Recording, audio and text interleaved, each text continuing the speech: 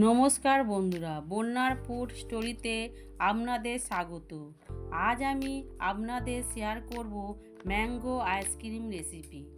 মাত্র 3টি উপকরণে দোকানের মতন ম্যাঙ্গো আইসক্রিম।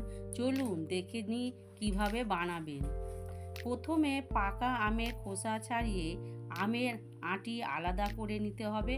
তারপর একটি মিক্সার গ্রাইন্ডারে আম ও চিনি দিয়ে ভালোভাবে মিহি পেস্ট তৈরি করতে হবে।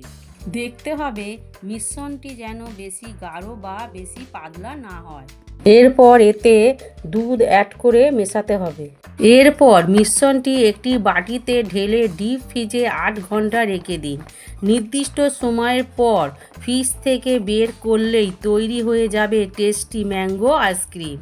গরমের দিনে ঠান্ডা ঠান্ডায় এই আইসক্রিম খেতে সত্যি অসাধারণ লাগে। ভিডিওটি ভালো লাগলে লাইক, কমেন্ট, শেয়ার ও সাবস্ক্রাইব করতে ভুলবেন না। ধন্যবাদ।